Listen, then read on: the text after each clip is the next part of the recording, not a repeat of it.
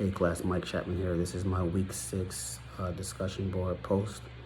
So the most common reasons the Florida State Board disciplines counselors.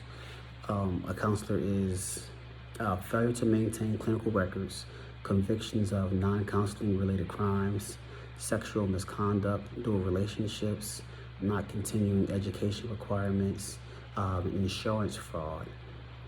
My initial response to these violations is that it's kind of a disgrace because as counselors, we're basically trusted agents and we should have enough integrity to abide by the rules and regulations set before us within the codes of the ACA codes of conduct.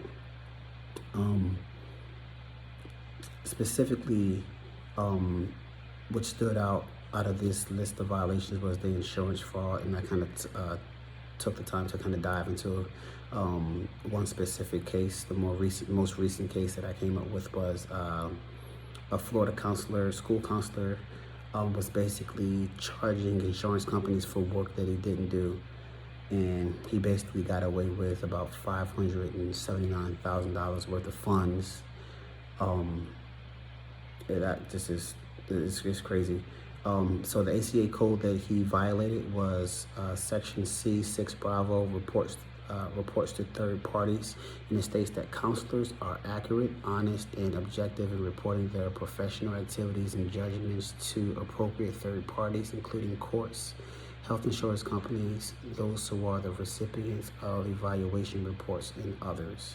So he clearly violated that code of conduct because he's not basically being honest and accurately reporting information to insurance companies.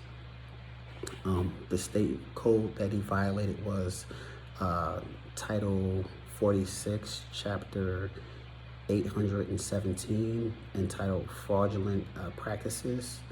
Specifically Section 817.234, number 2, false insurance claims. He definitely violated that. Now the board's decision for his violation was that they suspended his license. Also, they banned him from working in any Medicaid billing facilities. Also, outside of the board's punishment, he was sentenced to 10 years probation. What does the state say about, what does my state say about counselor impairment? Basically, Florida says that all counselors who are impaired are to refrain from practicing until their issues are resolved. Now, the question that I have is, in the event that one was to work at a facility and they are accustomed to violating, codes, but no one's ever saying anything, what is the best way to report it anonymously?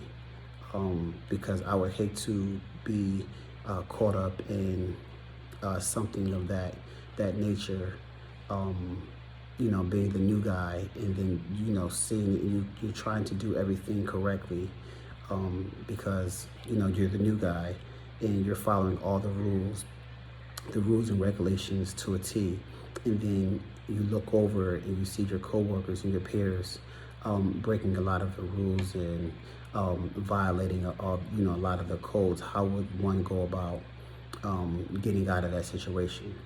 All right, that's my post for this week.